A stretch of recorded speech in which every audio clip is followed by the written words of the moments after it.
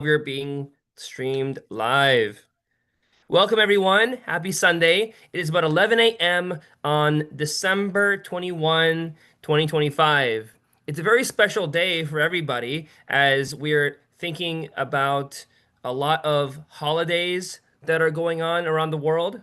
In addition to that, speaking of holidays, we are here with Miss Karen Webb during her wedding anniversary, December 21st, winter solstice. What a beautiful day to celebrate a wedding anniversary and engage in this active service where she's sharing with us a story, the presentation on Quddus. Quddus is a very important person in the Baha'i faith, and learning about him, it's really important for so many people to understand what Quddus did, what he means to Baha'is. With that being said, Karen Webb, a brief bio. Miss Webb has been a Baha'i for most of her life, although she was raised in both Catholic and Lutheran faiths. Becoming a Baha'i in college opened a whole new vista for her as she learned how this is the changeless faith of God, eternal in the past, eternal in the future. This was applied to the great world religions as coined by Baha'u'lláh. Baha'u'lláh coined this term, and when she retired, she got to follow her dream and pursue a master's in religious studies at a small and very inclusive university, UU affiliated seminary. She hopes to continue her studies at some point, but currently has both her thesis and a lengthy fantasy series under contract. She lives in Utah with her husband and four children, one human and three feline. I love that part right there. I love that part. Because they're all depending so much upon you. Now, this week's topic, the presentation on Quddus. We ask you all to join in this session, join Karen and Webb for an explanation, an exploration of the life of Quddus.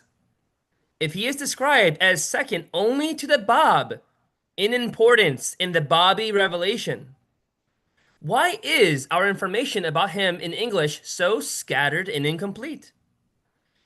Quddus effectively led the Babi community from the Bab's incarceration in Azerbaijan to the end of his short life. How did Quddus know what truths to reveal or what instructions to give? Who and what was this exemplary Babi hero? Webb spent 7 months compiling information from many sources to create a biography that was her master's project. She will share highlights from this fascinating story. The 150-page document that she has will be available upon request. With that being said, once more, we welcome you. We welcome you, Karen. Thank you so much for being here. Thank you for offering to make such a presentation about Quddus, as we all really need to understand how important Quddus is, because it is already written so, but as people learning about him, we need to learn why he is so important. And we thank you so much for making this your mission. So with that being said, we're going to just ask that everyone here, everyone that's part of the presentation, we're going to just listen. We're going to learn. And at the end, if you have questions, we can address them. But again, we put out the email for you to karos@xmission.com. Please use that email. And you can also, again, request a copy of her work. So with that being said, welcome, Karen. Welcome. On behalf of the community here, we welcome you. Thank you so much. Let me ask, how do you handle questions? I can't see the chat with my PowerPoint running. So Do as you? soon as you wish after the presentation is over, or if you wish during the presentation to leave room for questions, it's your call. However, Okay, we will be able to look at the chat and display them, or sorry, we read them to you so you can respond if you wish during or after. We're just okay, preferring after so we can have a nice okay, video that describes about Quddus and his significance to the community. And again, the idea would be that questions at the end allows for people to think a little harder on their questions. okay. I'll proceed then. And everybody, okay, I can still see the the bar with all the people on it, which obscures part of the screen. From your viewpoint, are you just seeing the It's not PowerPoint? obscured. So on our side, we don't see any of that. Okay. So the stream that's on YouTube, for example, only shows the screen of the PowerPoint slide. Okay. And on the bottom right, I think, Jeremiah, it would show the person who's speaking. Oh, On the okay. top That would be me. left, the top right, it shows Karen. But if she wants that to stop and be full screen, she just No, has to. I'm fine. Okay. Thank you. Okay, let's dive in. This was my master's thesis, and the seminary I went to said just think of it as just the paper, the comprehensive paper we always have you write at the end of a course, which would have been under 50 pages, and I ended up with 150 pages. So there's a lot I'm going to have to leave out or just touch on that I wish I could speak on a little at length, but I know I have a time limit. So I hope if you have questions, you will get them to me either by email or ask them in the session when I'm done, because I'm happy to share my work and I'm happy to take questions. Um, so this is the highlights. I started this, my question was, do we have a book about Quddus? Because I really wanted to read about his life. You know, we have Tahirih, we have Hussein, we have a whole bunch of stuff on the Bab, but in English we have the stuff in Dawnbreakers, and other than that, you really have to look. You can pick up little nuggets of information here and there in the books about Mullah Hussein and the Bab, but yeah, otherwise there are very focal things written, like there have been some articles about very specific instances at the fort of Sheikh Tabarsi, things about pilgrimage. And then the other thing that I ran into that got a little confusing, and I finally had to sort it, as saying there are multiple chains of narration of his story, and things like dates or the number of people involved in an incident are different depending on who you read. And I came to think some of that, even with this being recent history, is something we might call sacred history, where things like numbers of people are discussed. At least one chain of narration will often have a number of people that has some interest for people from a Shia Muslim background, that may refer to the number of people with the Imam Hussein when he was martyred. One instance was the acknowledged number of people with Muhammad, peace be upon him, at their first battle at the Wells of Badr. So there are things like that to be aware of if you're ever researching him, or even if you're looking at this paper where I've done some of the research. So let's dive in. Here we go. He is ranked as only second in importance to the Bab, but like I said, in English, the easy place to go is Dawnbreakers, but even that is a little bit episodic. It's not like one whole chapter about the life of Quddus. Let me set the scene for you, because I found a lot of what was going on socially and civilly, in what's currently Iran and Iraq, but was then Persia before, I guess, the British Mandate broke it up. There were a couple of things that bear on why people either embraced the Babi faith or persecuted it very violently. One of those is there were civil factions that went back to probably before the Safavid Empire, and I think of there's a saying that women forgive but don't forget, and men forget but don't forgive. And I think this may be an instance of that, where there there are these two factions, the Haydari and the Namadi, that are like the Hadfields and the McCoys. They just have had this ongoing confrontation, and at this point, nobody really knows what the source of the conflict was. They just know that those other guys are our enemies. And I guess there used to be violent confrontations. Anymore, if you know what counting coup is, like among the Native American tribes, there's something that they do similar to that, where no blood is not shed, but a Haydari partisan will enter the home of a Namadi, take a hatchet, and wham, like one of the door lintels. So he's making a mark, he was there, and then he leaves. So violence doesn't happen, but the confrontation continues. And this will bear on between the Haydari and the Nahmadi factions. The Nahmadi went very much toward embracing the Shaky, um, I guess, theology, and many did eventually become Babis and then Baha'is. The Haydari were more the mainliners. Um, Another thing that was going on was the Usuli school of jurisprudence was making a resurgence. There was a fellow in the late 1700s called Bibahani who put forth the idea that maybe we didn't need to rely just on the Quran and the Hadith for our judicial decisions. He thought that reason, um, personal, uh, the ability to just sort of suss out something based on maybe civil precedent was okay. And his faction came to the fore. He became a very hardliner. Instead of relying on the civil police force, he actually had a force of his own that were like bully boys that would carry out his sometimes very severe sentences as he gave them. So that was also going on. The Asulis definitely went with the Haydaris in that they did not embrace the new ideas and Shaikhism and the Babi faith when it came along. Um, so this developed.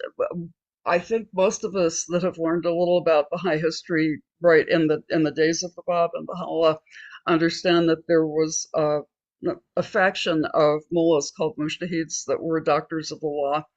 And I didn't realize till I did this research, they only came to the fore with Bibahani and the Usuli faction. They Let's see, where was I going to go with that? They were partisans. They got Violence sometimes did break out, and they got to the point where Usuli jurists would occasionally even write fatwas against Akbari mullahs, and it was because of Bibahani that the mujtahids became a force. He kind of codified what you had to do to be a mujtahid instead of just a mullah. But again, very much a hardliner. He did not mind condemning people to death because they looked at you funny. So which seems kind of backwards. It seems to be that the people that would be getting away from the Quran or Hadith as precedent might be the ones who were a little bit more open to new ideas, and it's definitely not that. It's kind of the opposite. By the time of Quddus and the Bab, each one of these in Barfarouche, where Quddus was born, had a definite leader.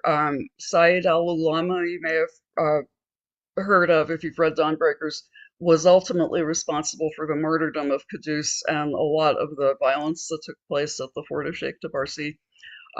Shariat Madar was the leader of really the Akbari faction, who were a little bit more mellow and more open to good ideas. So this is something else to just remember about what's going on at that time.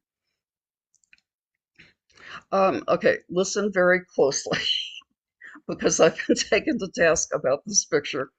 This is a picture in a book called Babol. The Beautiful Babol is the current name for what used to be Barfarouche. I can read just enough Arabic and Persian that I can make out that along the bottom in the caption, it does say Hazrat Mullah Muhammad Ali Barfaroushi. So just know that this exists. It's credited to be Quddus. I've talked to the research center at the World Center. They said probably not, but one thing, if it's not Quddus, you might look at this as maybe a picture of what a young religious student of the time might look like. But if you've had this content and somebody asks you, I know this circulates on the internet as, yes, this is a portrait of Quddus. Someone kindly showed me the actual image in the book, and this is like very heavily retouched. It's an extremely light photo. But anyway, so I offer that for your edification. You may hear people say this is an image of Quddus. Probably not according to the research department, but I still thought it was interesting to see what a young religious student of the time might look like. So, basic facts about his early life. He was born in Akarud, which is sort of on the eastern edge of Barfarouche. Dates differ. The one most people give is 1822. His given name would be Mullah Muhammad Ali Barfarushi. His biological mother was actually a descendant through the Imam Hassan of Muhammad, so he was allowed to wear the turban. She died very young, but his father remarried, and his stepmother treated him as her own. He stu There are different stories about his relationship with Shariat Madar. He may have the two things that come to the fore are he definitely studied with Shariat Madar. He might also have been like a house servant in that household. Um, in either case, his spiritual capacity was noticed by people at a very, very young age. And at 12, he was sent to this is the province of Mazandaran. He was sent to the provincial capital of Sari, where he would later be incarcerated for his schooling. His gifts were recognized, and shortly after that, he was sent all the way to the east to Mashhad and to a Mullah Jafar. And at least when he caught up with Mullah Jafar, you start to hear that other people that you've heard of have studied with this fellow, including Mullah Hussein, Mullah Ali Bastami, who was another letter of the living. And by the time he gets to the Atabad to study with Sayyid Kazim, he may have crossed paths with the Bab himself. He returned, excuse me, he returned home when he was about 18. And this is where we start to read stuff about his unusual abilities. His stepmother was very interested in seeing him married. And, whoops, sorry. And I have part of this covered up. Can someone read this for me? Because I have part of my screen obscured. John, could you help me out? The Sure. time of my marriage has not yet come. The time of my marriage has not yet come. That time will surely come, and it will be glorious. It'll be very glorious. My marriage celebration will not be at home, but in the green field and under the sky in front of the people. All the inhabitants of the city will be there that day when I will achieve my dream. A celebration of joy and Continue. Yeah, success continue, cannot be, please. sorry. Oh, yes, I will. A Thank you. celebration of joy and success cannot be done briefly.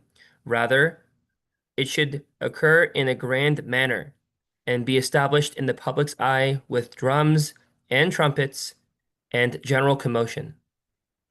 And if you think about when we get to the details about his martyrdom, this he's predicting his own martyrdom. Um, and he was 18. He's going to live probably another 10 years.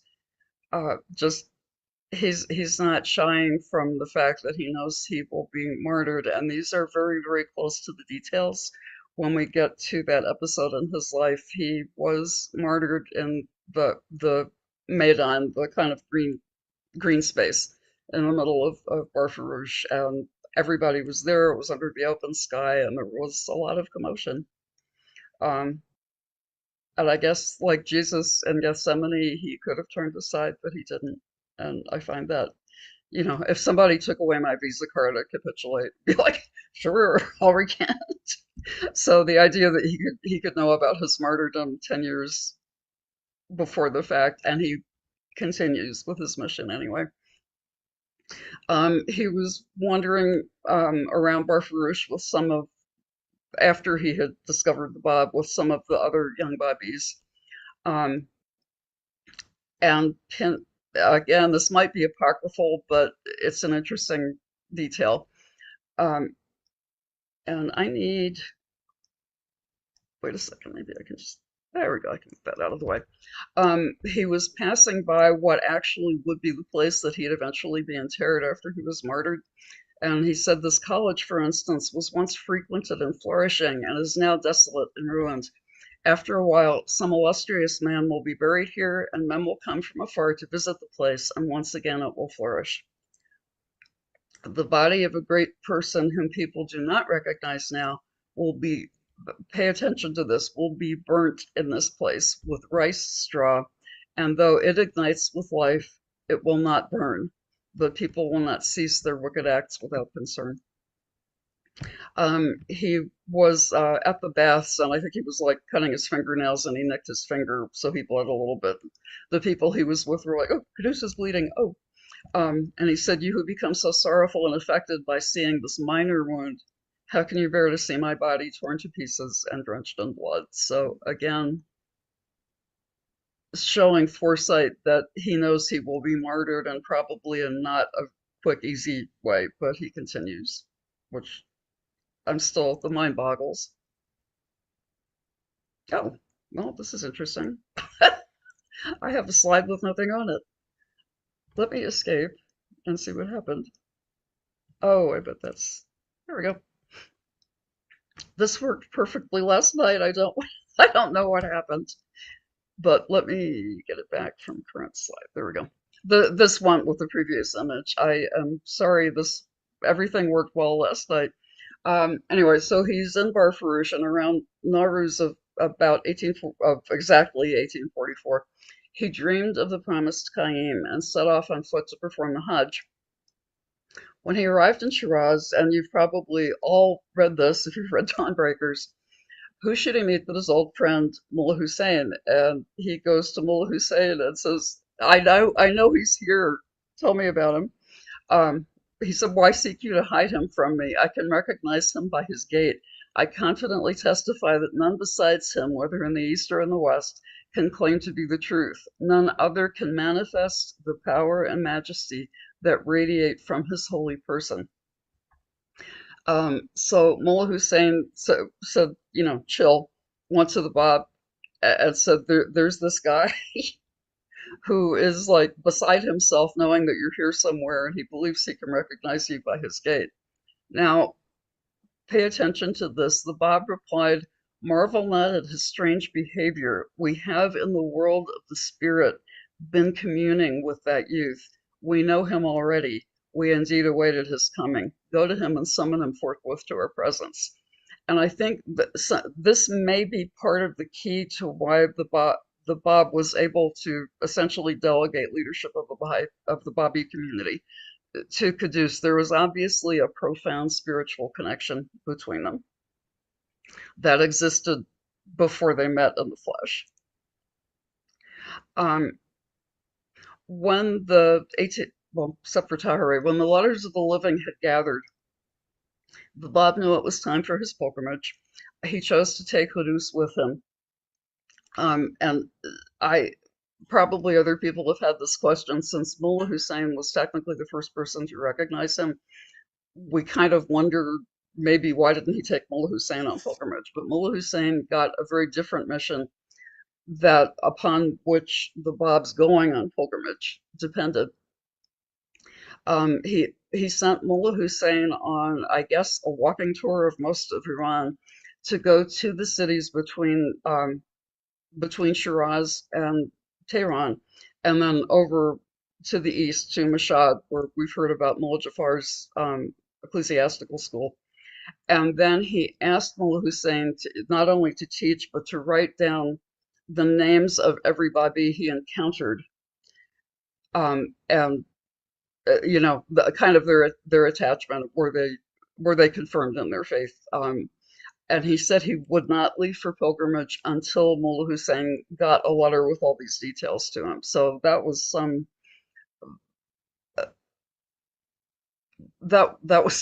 task he set.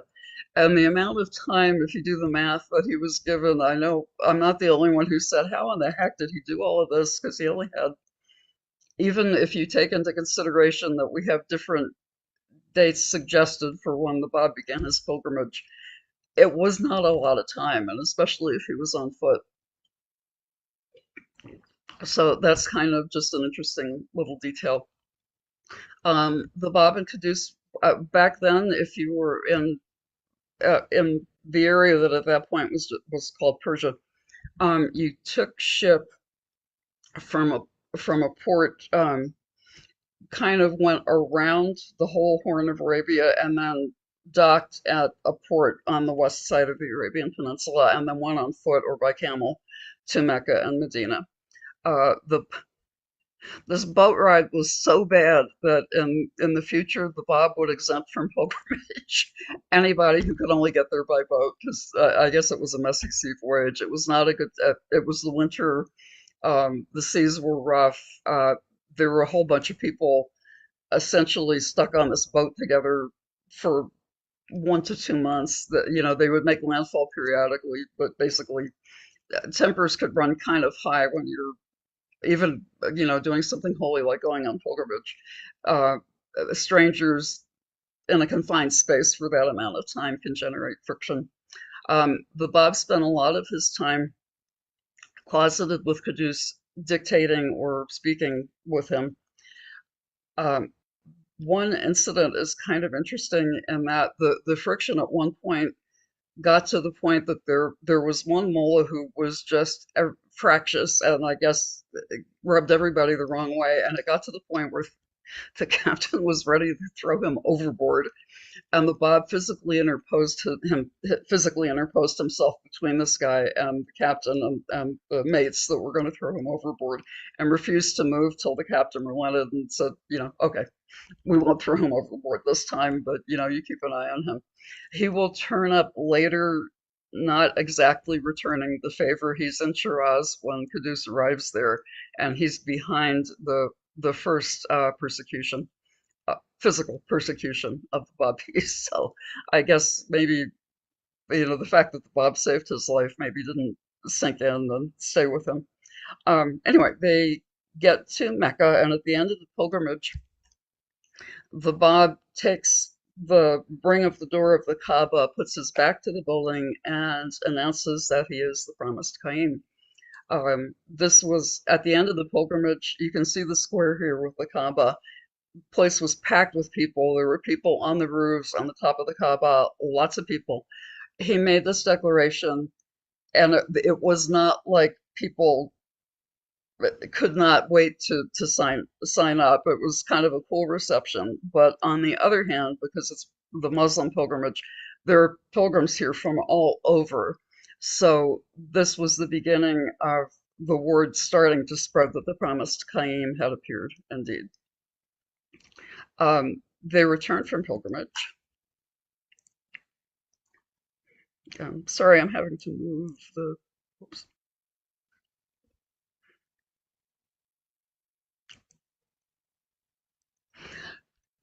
Okay, when they returned,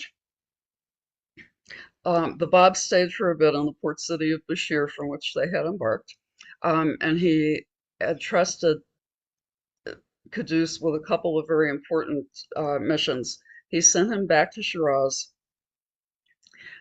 with a couple of things. He said, yes, go ahead and teach, but he specifically had a letter for the uncle that had raised him when he was orphaned, who had supported him but not yet embraced the Babi faith.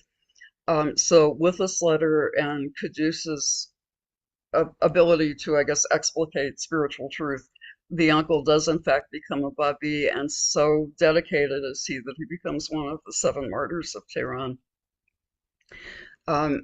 Quddus was joined by an older man named Quddus, who took what the Bab had to say very, very seriously. Uh, the Bab initially did not give the Babis a whole lot of new practice ideas, but one of them was if any of them were to give the call to prayer, they should add on that the Qaim had come. So Muqaddas was like, yeah, I'm going to go give the call to prayer and I'm going to add on this extra little phrase that says the Qaim has come. And people were not appreciative. So that was the beginning of a short but violent period of persecution for the two of them, and they had one companion with them. Their beards were burnt, and I don't know if anybody here has a nose piercing, but fashion is one thing, but the septum between the nostrils was pierced and thongs were threaded through it, and they were paraded around the city, being led around literally by the nose, which I imagine can't feel too good. And then they were kicked out of the city. And I was like, okay, we've been persecuted now. Let's just move on with our mission.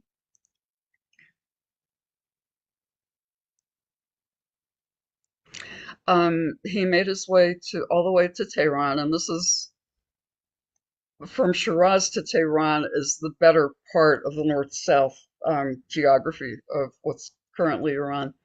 They taught in every city, and I didn't realize till I did this research, unlike the people in Shiraz and the people on pilgrimage who did not embrace the Babi faith immediately, or the reaction was to persecute the Babis, there were whole villages that would say, yeah, where have you been? We've been waiting for you. So they would have whole villages convert, and it was not like one or two people, it was bunches of people.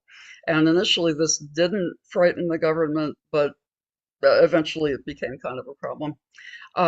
In Tehran, you may know the story that Mullah Hussein, while he was on his task for the Bab, when he was in Tehran, he was trying to find Himam Gachelnik manifest, and he eventually met the family of Baha'u'lláh, and Baha'u'lláh returned a gift of tea and sugar for him. Um, Quddus also meets the faithful brother Mirza Musa, and his description of Quddus was the charm of his person, his extreme affability, combined with the dignity of bearing, appealed to even the most careless observer. Whoever was intimately associated with him was seized with an insatiable admiration for the charm of that youth. We watched him one day perform his ablutions, and were struck by the gracefulness which distinguished him from the rest of the worshippers in the performance of so ordinary a rite. He seemed in our eyes to be the very incarnation of purity and grace. Abdul Baha was all of 2 years old at this point, and I found people have taken issue with me, but I really do have a source for this. He may have been the first person to call Abdul Baha the mystery of God.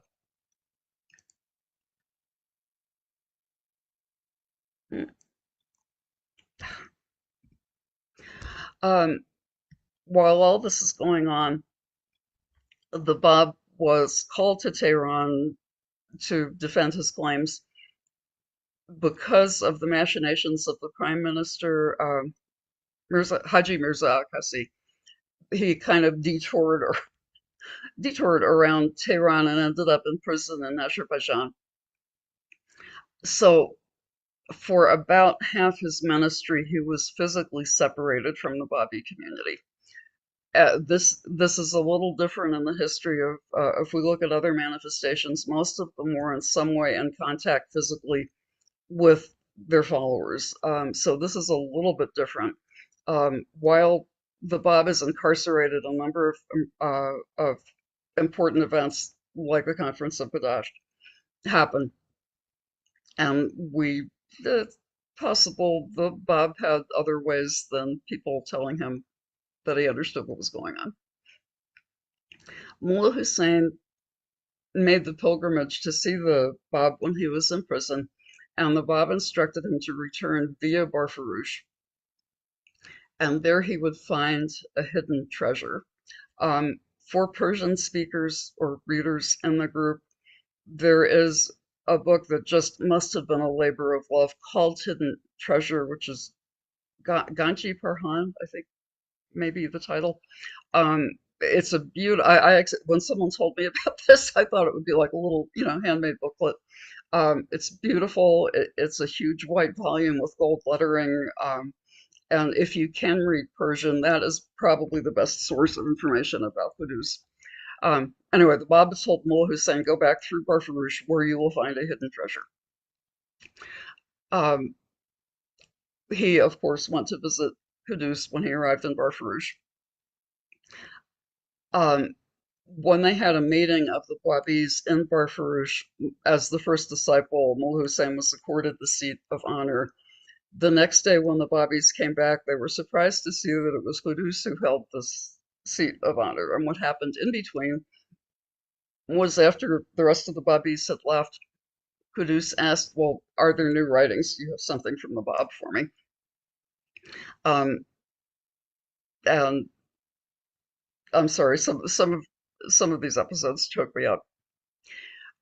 When they had discussed this, Quddus pulled out what seemed to be a scripture and handed it to Mullah Hussein. And Mullah Hussein kind of looked at it and was like, oh my.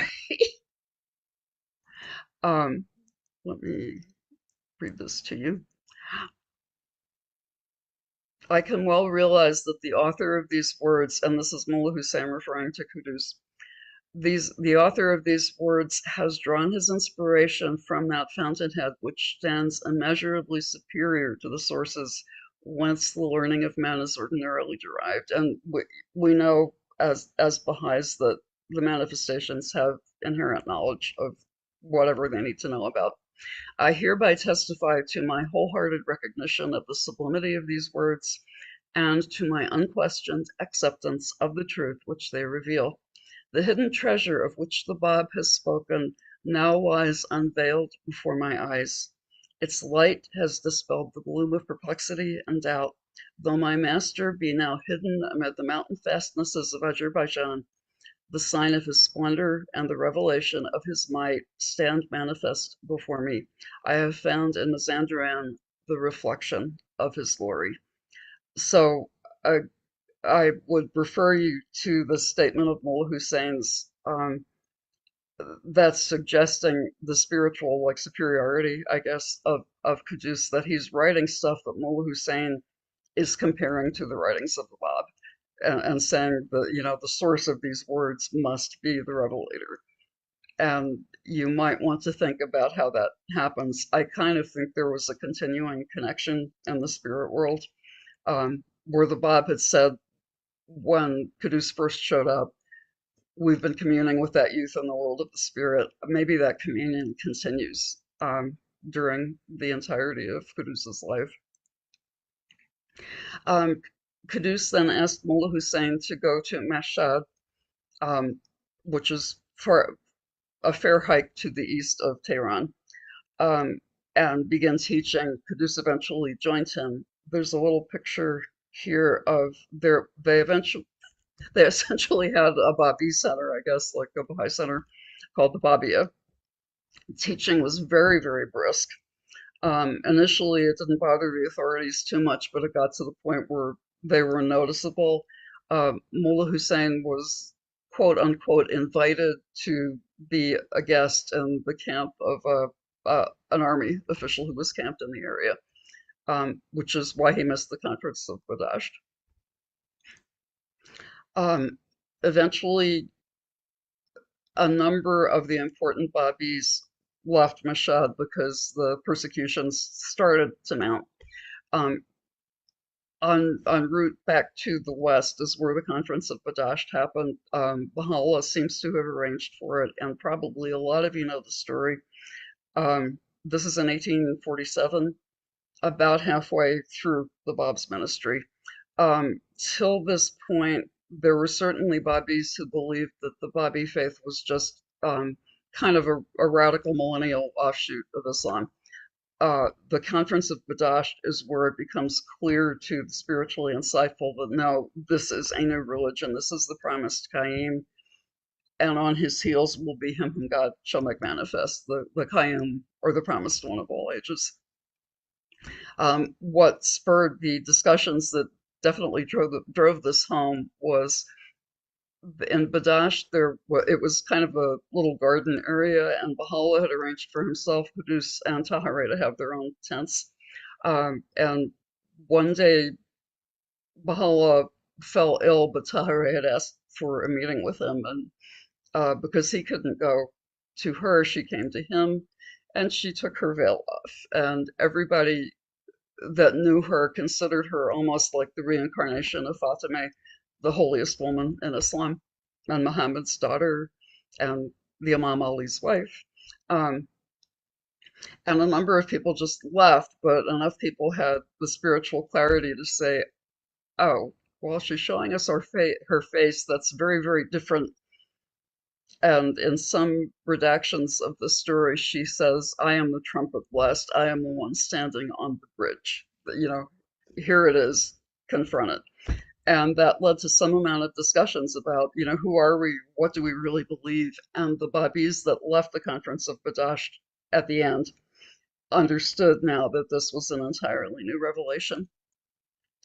Everybody I've read, but Dr. Amanat feels that this was a ruse, essentially cooked up by Quddus, Baha'u'lláh, and Tahareh.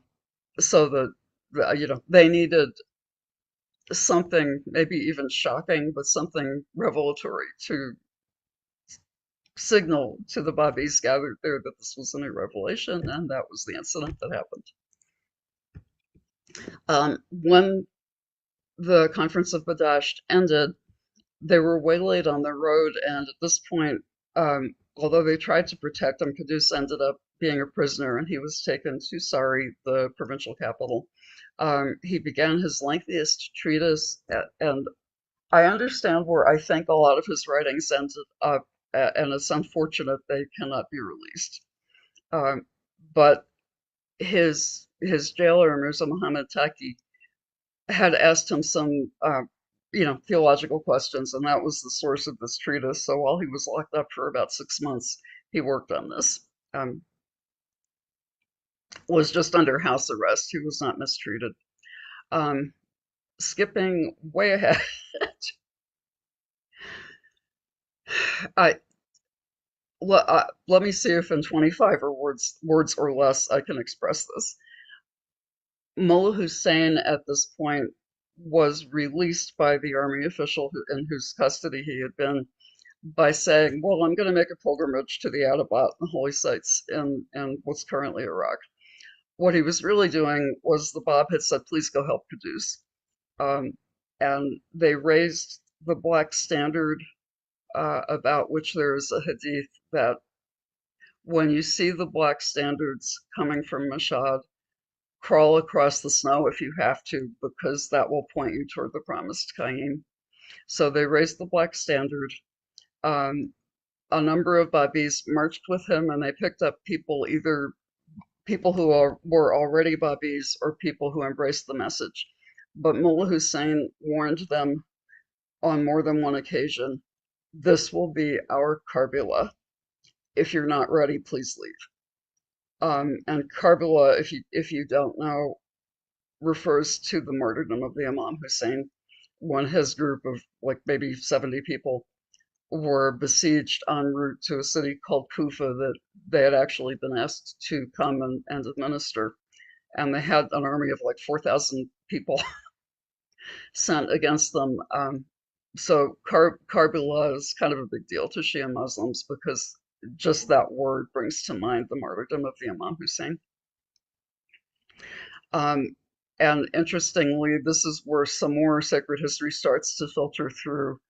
There were probably a couple of hundred people with Mullah Hussein, but there are chains of narration that say very specifically 70 or 72 people were with him, and that refers to the number of people with the Imam Hussein when the whole party was martyred. Um, in brief, the easiest way I could sort of consolidate all this information about the encounter at Fort Sheikh Tabarsi was to build it around. There seemed to have been a number of sorties from the fort once it was built. And this started out as a small shrine with like an enclosure, but eventually the Babis built it into the fort that we know about the siege from.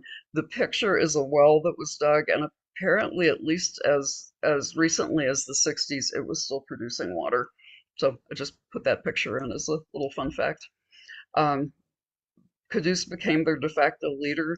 He was still under house arrest, and sorry, when the Babis with Mullah Hussein withdrew to the fort, what would be the fort of the Shrine of Sheikh Tabarsi.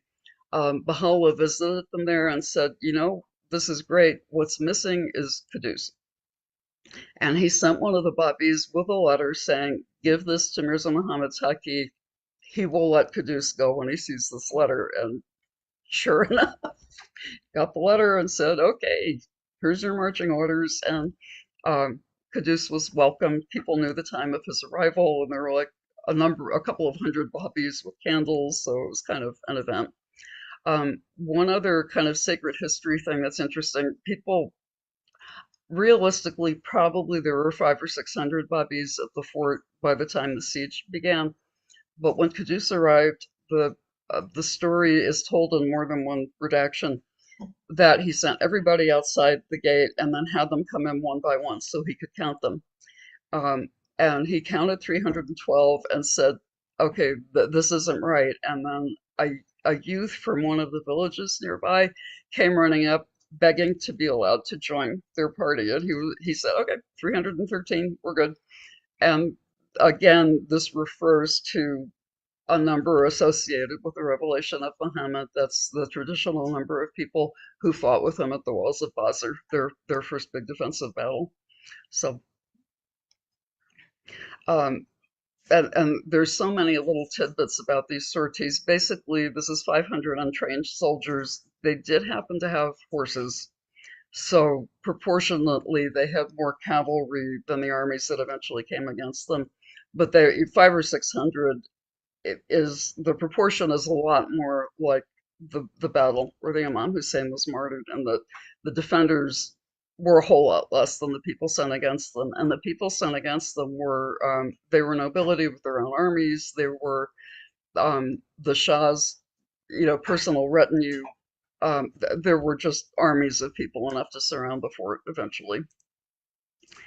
Um, Skipping ahead, I was able to document 5 sorties, and Dawnbreakers suggests a sixth. And it takes a few tries for the actual dates and what happened during each sortie to sort out. But we finally get to the point that most of the stories are agreeing on about the third sortie is when Mullah Hussein was murdered.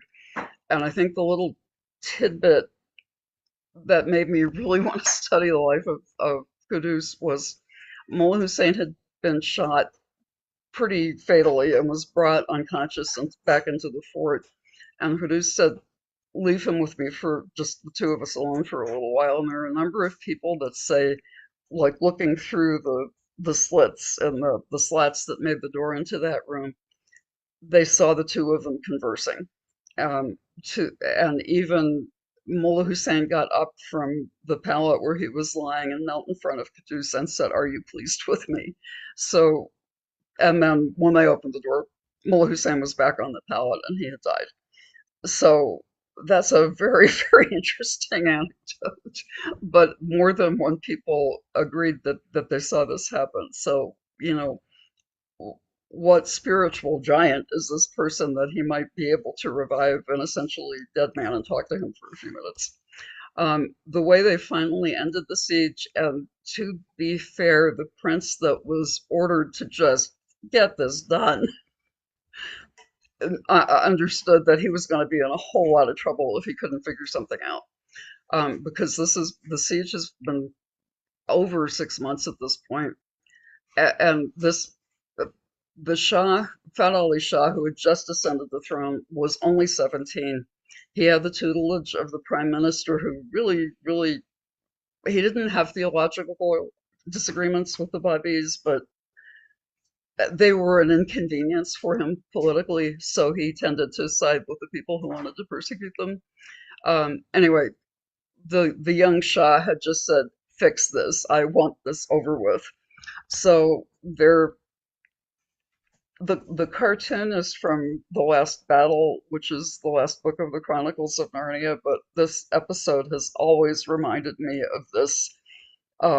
The Narnians are in conflict with, again, a great big army, and the head of the army has called on the aid of their kind of scary demonic god Tash, probably without really believing that Tash existed. And Tash doesn't want at one point Tash shows up like, "You called on me, here I am." And this reminds me a lot of what happened. There was a ruse to get the Babis to come out, and that was this one prince took a copy of the Quran and wrote on it and put his seal on it, saying, "If you leave now, you will be safe. We'll escort you home. We'll pay your expenses getting home. Everything will be peachy." I would say I've read stuff that makes me feel the Babis didn't believe it, but Quddus seems to have said he called the Quran to witness, so we should respect this, even if they're going to be treacherous. And indeed they were. So the Babis left the fortress.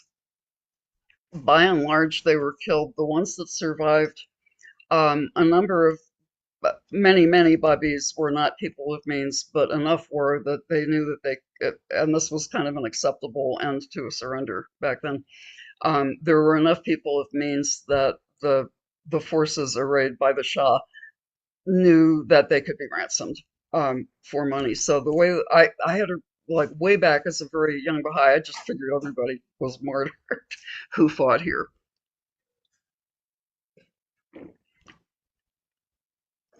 Um, they, but by and large, the ones that couldn't be either like sold into slavery or ransomed or were not Quddus were put to death pretty horribly. There are stories about when they were killed, some of the soldiers would like cut open their stomachs, and I thought it was hilarious that all that they found there was grass, which was what the Babis had been subsisting on for like the last 18 days of the siege. They had like a cupful of water and kind of grass soup, I guess. But when they were called to fight, up they jumped, and they were filled with the power, and I mean, they were trouncing these professional armies. So you could see where that was an embarrassment for the Shah. Quddus was kept alive specifically because this prince wanted to make a gift of him to the Shah. Eventually, you may remember Said al-Ulama, who was a very bitter opponent of the Babis and who was a partisan of the Usulis and probably the Hayadis. Um, there are kind of two versions of the story. One is that uh, Said al-Ulama had made a big production of saying, I will not sleep or eat till I get to martyr Quddus with my own hand. And the prince was eventually talked into giving Quddus up to Said al-Ulama. So one version of the story is in a fit of rage, Said al-Ulama took, I think it was a bronze hatchet, and cut off Quddus's nose and ears and then like clipped him in the head, which killed him instantly. And then Quddus was thrown to the crowd, which kind of tore him to pieces. The other version is that he was just thrown to the crowd by Said al-Ulama. Baha'u'lláh seems to support this because he says that in his hour of trial, he suffered more than Christ on the cross did. And there are some very interesting parallels between not only Quddus's life, but his martyrdom with the passion of the Christ. And that in the middle of them trying to hack him to pieces, he's praying for them to be forgiven. In both cases, Said al-Ulama then developed a very strange illness that he could not get warm no matter what he did. Like they would cover him in blankets and then put blankets over him and put braziers under so it would trap the heat, and he still could not get warm. And in about 6 months, he had passed away. Um, the other prediction that Quddus had made about the rice straw burning, but the body parts would not burn. His friend Shariat Madar, um, when this was over, however he came to be in more than one piece, went around and collected what he could of the body and interred it in the the abandoned madrasa that Quddus had said a great man will be buried here. But before that, the crowd attempted to burn the pieces of the body. They did use rice straw, and apparently the straw burned, but they could not get the body parts to burn. Um, Now, you could see that being maybe hyperbole with people didn't want to, on top of everything else, burn the body parts. But it makes just such an appealing story that, they would attempt with straw and I think naphtha to burn the body parts because at this point Said al-Ulama thinks maybe he's gone a little too far and he wants to destroy the evidence. Um, so he ordered people to burn what was left of the body, um, and they tried, and apparently, according to most redactors, they failed. The body would not burn. So a final thought for you, and if you want a copy of the book, I have some of Quddus's writings. I have something like 10 different titles he was given by the Bab, Baha'u'lláh, and other figures that I don't have time to get into here. But anyway, here is my thought. We usually talk about um, our soul being like a mirror, and most of us have dross on the mirror, so it does not perfectly reflect the light of the sun. Whereas the manifestations have a perfectly pure mirror that perfectly reflects the light of the sun. My thought was to try to explain the relationship between Quddus and the Bab, or even just to try to explain his station. What if letter A is the manifestation, and he's kind of like a step down transformer where he takes the pure light of God and tones it down a bit so mankind can hear the message without being burned to a cinder? What if we say that prism is the Bab and Quddus is item B, which is a very pure mirror, and he's reflecting the light of the Bab to the believers, which is the laundry basket full of mirrors that still have some dross on them.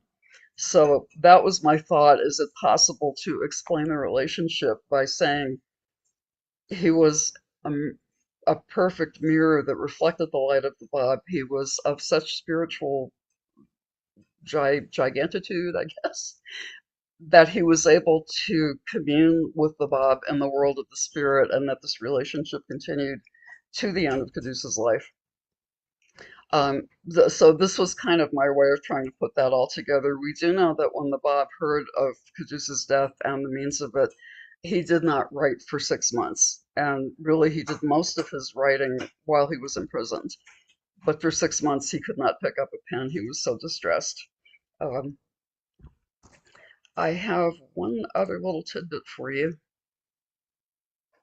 This is something, someone was kind enough to translate this for me. The words of Quddus in this one short passage are, "We are the true sovereign, and the world is under our seal, and the kings of the earth will be humble before us, and in accordance with the divine word. Indeed, the most noble of you in the sight of Allah is the most righteous of you. Nearness to us is only through righteousness, and we do not respect anyone for their wealth and worldly status, nor do we despise anyone for their poverty and destitution."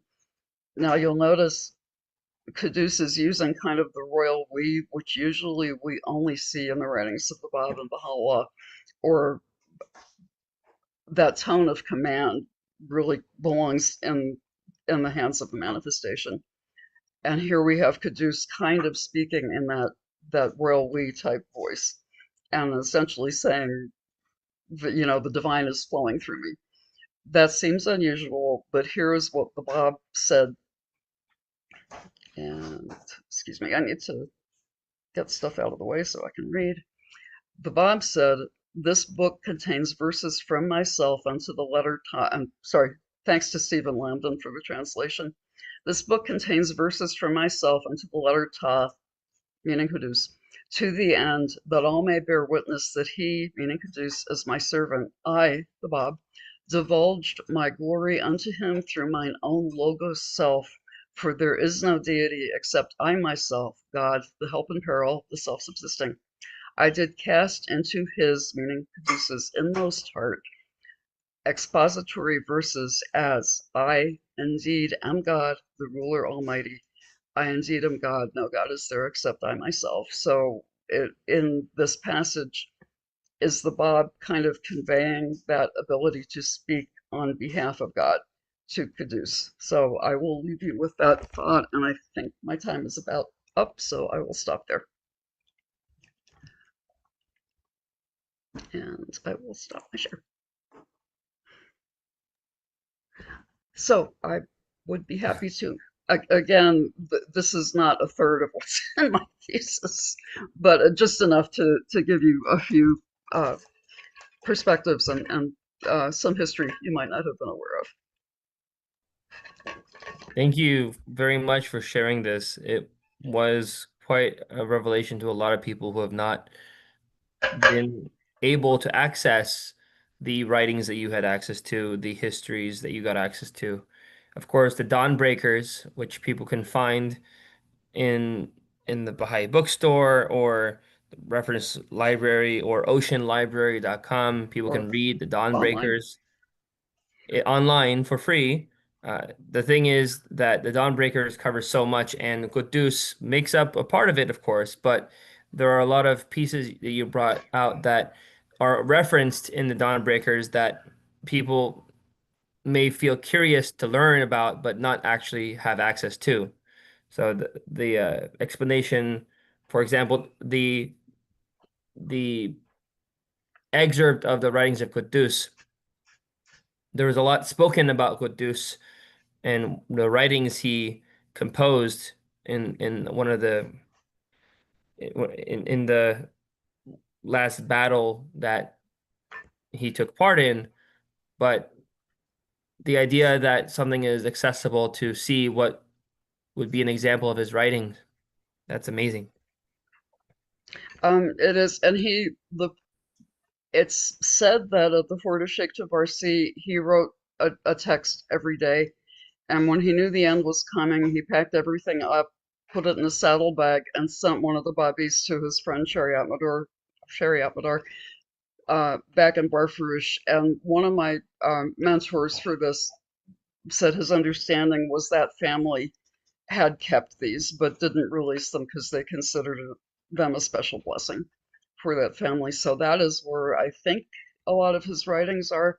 But there are the Cambridge Library and the British Library have like it's between them a total of about 16 of Caduceus writings.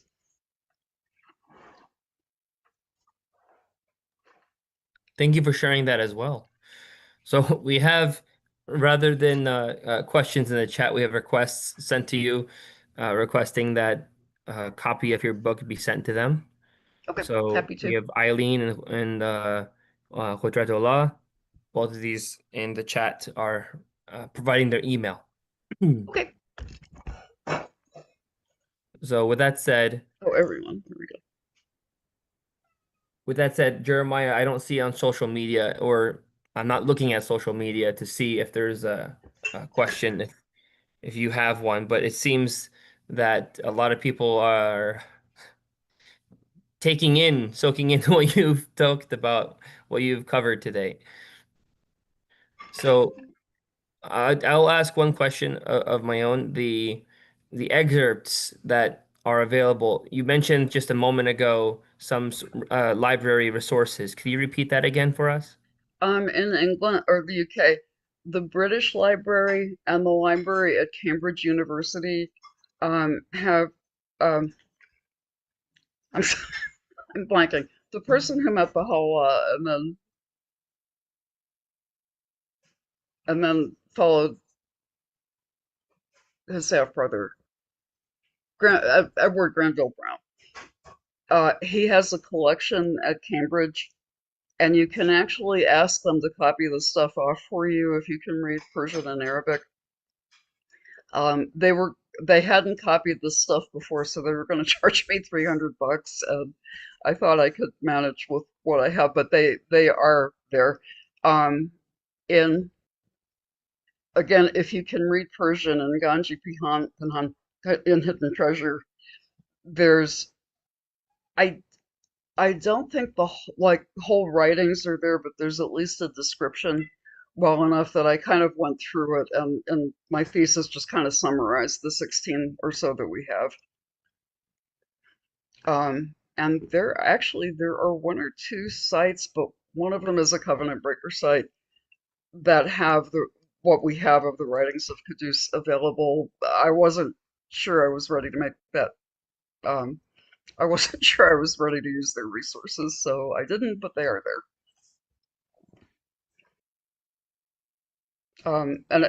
From Stephen Lambden, he had said two challenges with translating Caduceus writings is one, they're very abstruse, and two, they use a vocabulary that just would not have been conventional for the time, so the vocabulary itself is challenging. Okay. And I have to thank Nimue if he translated that passage for me. It's greatly appreciated that you shared this with us. It allows those having watched this video the opportunity to find where they can conduct further research. Of course, these libraries, again, the name of it is the British Library, you said, right? Just the British Library and then Cambridge University. It's the Edward Randall Brown collection. it's one little piece of that. It's very eye-opening to those who didn't know where to go, and now there is another lead. It's not a And it's not a yeah, it's and you not do have going to be a cold. little creative in finding sources because it's a little bit like a little bit here, a little bit there. Um, there's a book that is online in its entirety called the Tariq Jadid. I think is New History. Um, I believe Hamadani is the author, and then there are things like Peter Terry, who's a Baha'i and is bilingual in French and English, has translated. If you've looked at the French footnotes in the Dawnbreakers, a lot of them come from the work of A.L.M. Nicholas. He has translated a lot of Nicholas's work into English. And then also his notes are extensive, and I picked up a lot from there. Hussein Diar has it's not long, but it's a very nice biography of Quddus with some little tidbits, like that Quddus may have been the first person to call Abdul Baha the mystery of God, came from his stuff.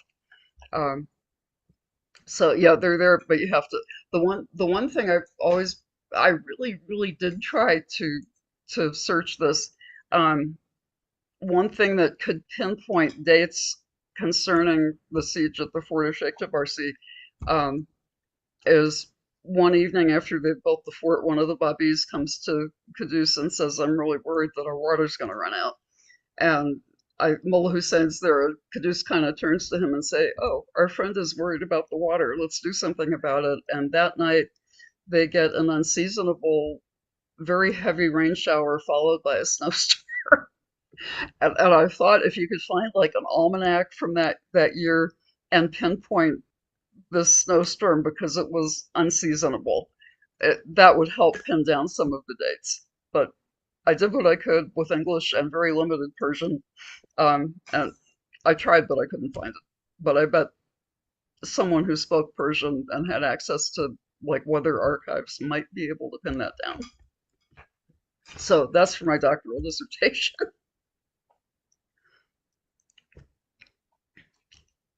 Is it okay if I share a library for those to understand and look up immediately some items from the Dawnbreakers? Oh, sure. Okay. And because it was a master's thesis, it has an extensive bibliography and like 400 footnotes.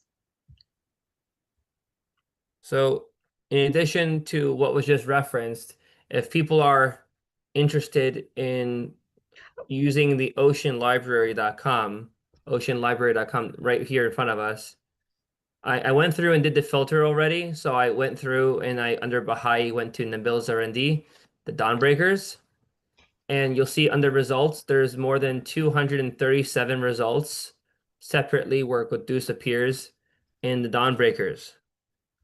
And a lot of people would find that daunting because the Dawnbreakers is very, very large, and that's an understatement. Yeah, yeah. What Karen did, she held her fingers up, is like the size of your head. It's large.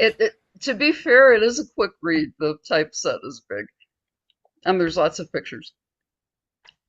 We There are. actually had a little study group that the non-Baha'i who studied with us said, "Oh, can we just study Dawnbreakers as a group?" So we went through all of it the year before I did the thesis.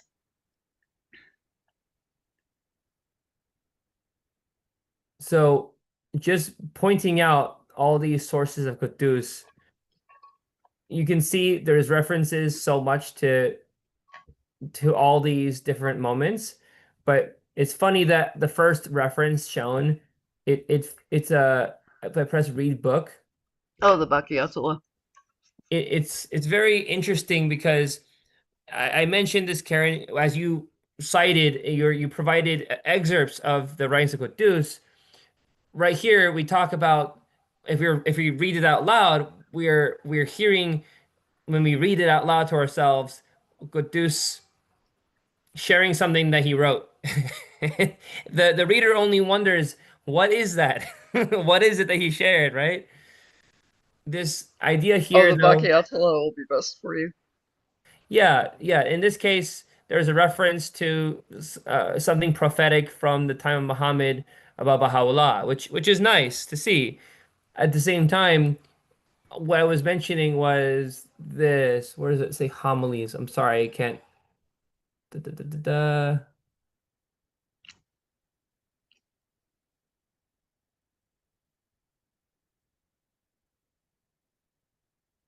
I'm sorry, I'm losing. Oh yeah, here it is. That's what I was missing. Okay, here we are. So so here there's a short summary, for example, of the homilies that Quddus entrusted to Mo Hussein to be read out loud. And of Mhm. course, the topics about the Bab, then the second about Baha'u'llah, the third referring to Tahirih. That's beautiful. These homilies, though, just saying these are among those that are lost, right? We will never be able to catch them again because they were probably destroyed. Or the family kept them. Okay. So can Hi. you elaborate for people to understand that there's So, examples of writings in possession of families that we just don't know about? um, before the end came at the fort of Sheikh Tabarsi, Quddus packed up a lot of the things he had written there, put them in a saddlebag, set the saddlebag on a horse, and sent one of the Babis to deliver the whole parcel to his friend Shariat Madar. And what I got from someone who is a Persian emigre and is himself a scholar was that he believes the family has kept them but feel that they're like a special blessing for the family, so have chosen not to share them. And I would love to go make their acquaintance and say, please, can I have Wait, a can you say that again? I'm sorry. Can you say it again? so he sent his materials to his friend Shariat Madar, the fellow that he studied with, who may at one point have become a Babi. Um, and we believe the family has kept the writings but chosen not to share them. Is That's secondhand, but from somebody who probably would know. Wow. Well, it's Wow. like we know when Shoghi Effendi translated the Dawnbreakers, I think it was Dr. Landon that mentioned this. It was more a job of compiling because when Nabil was kind of wandering around Iran visiting the different Baha'i communities, he wrote and sent the information as like little choirs, like he collected this information from these people in this locality and would send that to Baha'u'lláh. And then when he moved on, he would get like the oral history of Baha'is in another location, and then he would send that. So there was some overlap, and Shoghi Effendi had to do a certain amount of maybe more compiling and organizing than translating when he quote unquote translated the Dawnbreakers. And there was at one point a copy of Dawnbreakers annotated by Baha'u'lláh that was, if you may remember, around the time Baha'u'lláh died, like a case of writings disappeared. Probably Mirza Muhammad Ali's faction ran off with them. It's likely that was where that annotated copy of the Dawnbreakers was. So I don't know if it was destroyed, if it's still in Covenant Breaker hands, or what. But wow, wouldn't that be something to see the original choirs of the Dawnbreakers annotated by Baha'u'lláh? Would be beyond imagining. And I've got, let's see, Wow. oh, I have three people, E. Maddock and GME 1863 and DeWald 1, that have asked for copies. Did I miss anybody? I will get those right out. I emailed you and directly. Oh, If okay. yes, I haven't so looked at my email yet. I've got, these are from the chat, okay. and I'm constructing an email to send all of you. All right. Well, I think we've covered quite a bit, and again, thank you everyone, all of you that have joined us to discuss, to of course offer inquisitory thoughts. And at this point, we all see in front of us on the screen, we have access on a lot of different places to the Dawnbreakers. Here's a research tool that people could use to go through and find all the references to Quddus if they want to right now in the Dawnbreakers. And obviously, there's this email that we just shared in the very beginning of the session that, again, once more people have shared their emails requesting copies of Karen's work, we are very much hopeful that this spurs more discussion about Quddus, about the importance that he's had to religious history, and who knows what will happen next. So, with that And being I said, have to admit, I don't think this is ever going to be completely done because as of the last batch of newly translated prayers, there was a prayer for the fast of the Bahá'u'llahs that mentions what's obviously Quddus. So I've had to add that in impressive. whenever this goes to press. So That's thank you very for listening. impressive. I know it can't be easy to listen to one person speak for an hour without a break. So thank you very much for your attention. We appreciate you very much. And on behalf of the community here in Clearwater that's hosting you, we thank the Clearwater community. Of course, we also thank Miss Karen Webb for coming here to discuss these important topics. And we look forward once more to having you discuss more about Quddus in another session. So please welcome everyone that is interested in presenting on these topics. As you all can see, we're trying to learn more, and all of these people here that are listening are here trying to learn with us. So we thank you again. Thank you for being here. Thank you for spending so Thank you many for having hours me. putting this together. All right. We all hope you have a beautiful afternoon. Everyone who has joined us, have a beautiful afternoon, and we look forward to seeing